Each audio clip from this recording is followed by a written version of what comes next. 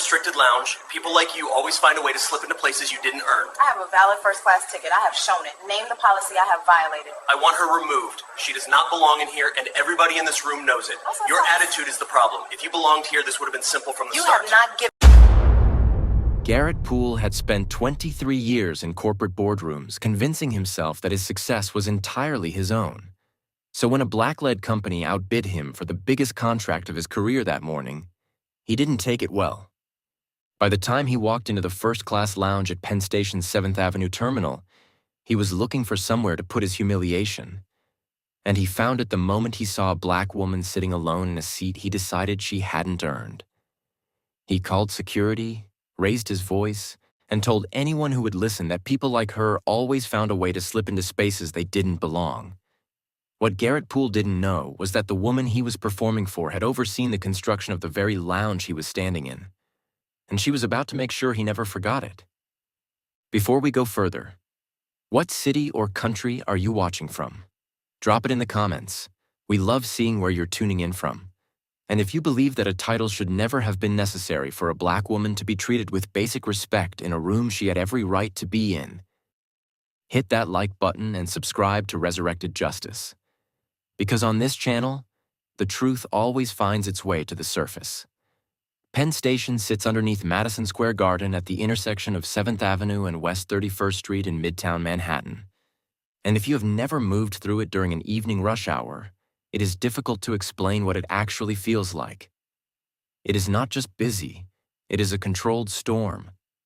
On any given weekday between 5 and 7 in the evening, more than 150,000 people move through its corridors, platforms, and concourses. The announcements overlap each other. The floors vibrate from the trains below. People walk fast and look forward and treat every other human being in the building as an obstacle between them and wherever they are going. It is one of the busiest transit hubs in the entire Western Hemisphere, and on the evening of a Tuesday in the early March, it was running at full capacity. The first-class Amtrak Metropolitan Lounge on the station's upper level, accessible from the main concourse near the 8th Avenue corridor, operates as a separate world from all of that. The entrance requires a valid first-class ticket or a qualifying rail pass, verified at a staffed access point before you can even reach the door. Inside, the noise drops away. The seating is upholstered. There is complimentary coffee, a charging station along the east wall, and enough quiet that you can hold a phone conversation without raising your voice. It is not a luxury hotel, but in the context of what surrounds it, it feels like one. On the evening in question, the lounge held approximately 22 people. 21 of them were white. The one who wasn't was Imani Voss.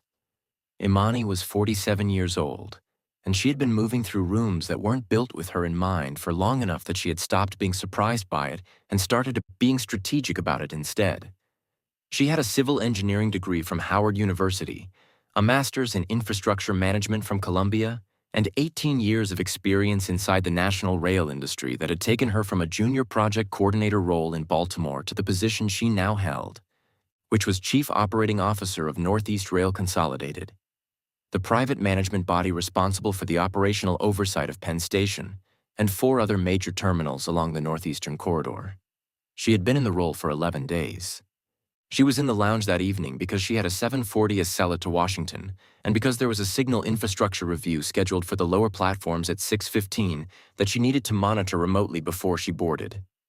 Her laptop was open. Her first-class ticket was in the outer pocket of her bag. Her credentials badge, the one that carried her name, her photograph, and her new title in clean black letters, was clipped to the inside of her jacket where she had put it after the afternoon meeting and hadn't thought to move it since. She was reading a platform efficiency report when Garrett Poole walked into the lounge. She didn't notice him at first. There was no reason to. He was just another man in a dark coat moving through the entrance, and she had a report to finish. But Garrett noticed her. He noticed her the way someone notices something that doesn't match what they expected to see. A flicker of the eyes, a half-second of recalibration. He was 55, the founder of Poole Logistics Consulting Group, a firm that had built its reputation on winning government and infrastructure contracts through relationships, persistence, and a confidence that had rarely been challenged in 2 decades of operation. That morning, at a procurement meeting on the 14th floor of a building on Lexington Avenue, his firm had been passed over for a $34 million terminal operations contract. The firm that won it was called Meridian Infrastructure Solutions. It was founded and led by a black executive named Charles Oduya, and it had submitted a bid that was sharper, more detailed, and more cost-effective than anything Garrett's team had put together. Garrett had not taken that well. He had told his associate in the elevator on the way down that the decision had nothing to do with merit. He had been carrying that belief with him ever since. He took a seat 2 rows from Imani, ordered a coffee from the lounge attendant, and spent 4 minutes looking at his phone. Then he looked up at her again. She was still reading, still working, completely unbothered by the room around her. And something about that, about the ease of it, seemed to be the thing that finally moved him to open his mouth. He didn't start loudly. That came later. He started with a comment directed at no one in particular, the kind designed to be heard without being directly accountable. "Hard to believe they don't check tickets properly anymore," he said, leaning slightly toward the man seated beside him, who looked up briefly and then back at his newspaper. When nobody responded, Garrett straightened in his seat, looked directly at Imani, and raised his voice just enough to cross the room. "Excuse me, this is a restricted lounge. You need a valid first-class ticket to be in here." Imani looked up from her screen. She looked at him for a moment, the way someone looks at a thing they have seen before and already know how to handle. Then she looked back at her report. She didn't answer him. Not yet. And that silence, calm and deliberate and completely unintimidated, was the thing that made Garrett Poole decide to make this a much bigger problem than it needed to be. There is a particular kind of man who mistakes silence for weakness. Garrett Poole was that kind of man. When Imani looked back at her screen without responding to him, he didn't read it as composure. He read it as confirmation that she had no legitimate answer to give, and that reading made him bolder. He pushed his chair back, stood up, and walked toward the lounge entrance where Officer Dagan was stationed near the access point. Dagan was a private security contractor assigned to the Metropolitan Lounge through a third-party firm that held the station's internal security contract. He was 29 years old, relatively new to the posting, and he had learned quickly that the people who used this lounge were not the kind of people who liked to be questioned. So when a well-dressed white man in a dark coat walked up to him with the energy of someone who expected to be taken seriously, Dagan's instinct was to listen first and verify later. Garrett told him there was a woman in the lounge who he didn't believe had a valid ticket. He said it with the calm certainty of someone reporting a fact rather than making an accusation. Dagan glanced over at Imani, then back at Garrett, and walked toward her. He asked to see her ticket. Imani reached into her bag without a word, pulled out her first-class Acela ticket, and held it out. Dagan looked at it, nodded, and told Garrett that her ticket was valid. That should have been the end of it. Garrett made sure it wasn't.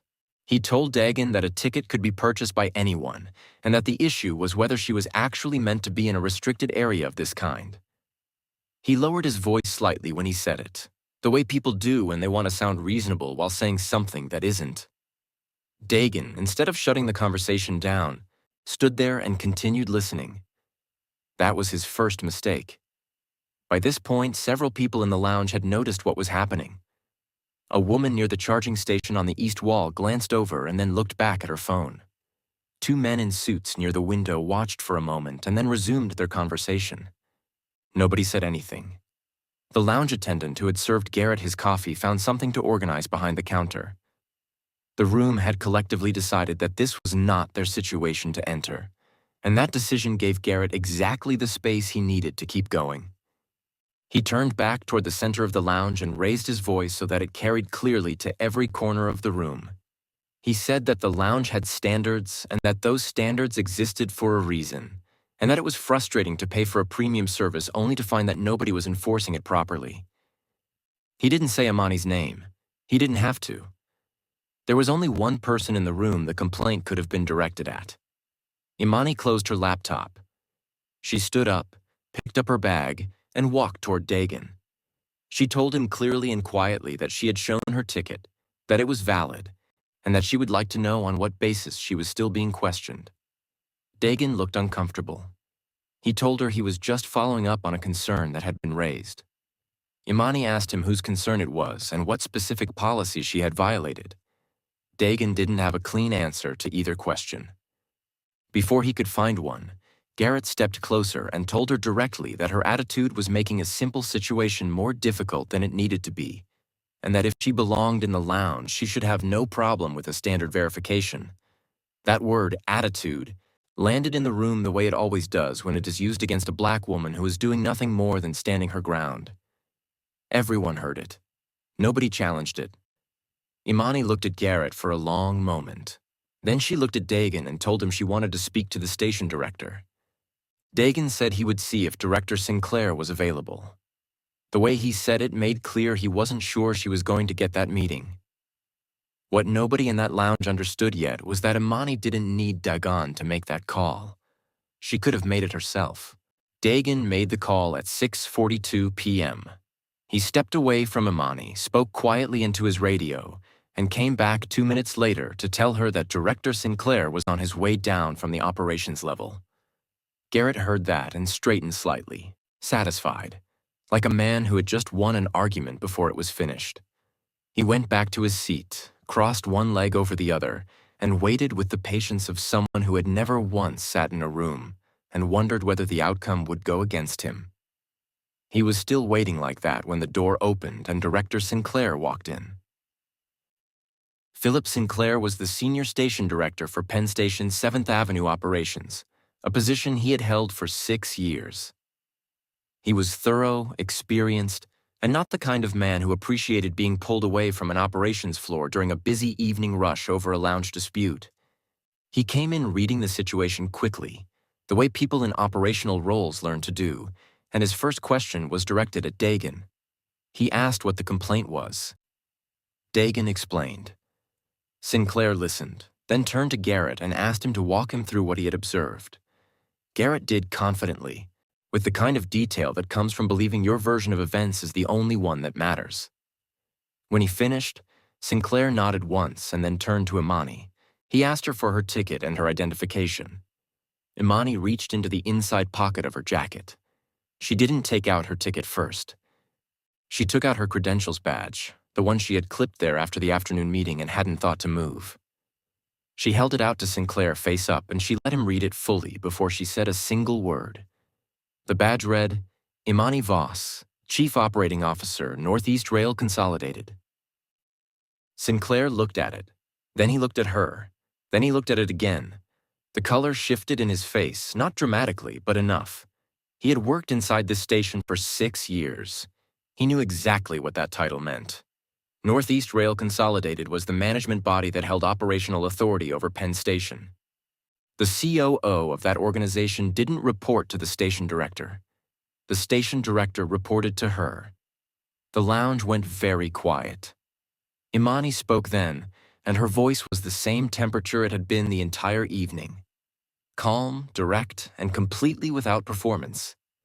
She told Sinclair that she had been in the lounge for 40 minutes with a valid first-class ticket, that she had been approached and publicly accused of not belonging there without a single policy violation to support the claim, that the security officer on duty had continued engaging with the complaint even after her ticket was verified, and that she wanted the full camera footage from the lounge pulled and logged before she boarded her train. Then she looked at Garrett Poole for the first time since she had closed her laptop. She didn't raise her voice. She didn't need to. She told him that what he had done was not a misunderstanding. She said it clearly enough that every person in that lounge who had spent the last 20 minutes looking away was now looking directly at her. The woman near the charging station had stopped pretending to check her phone. The two men by the window were no longer talking.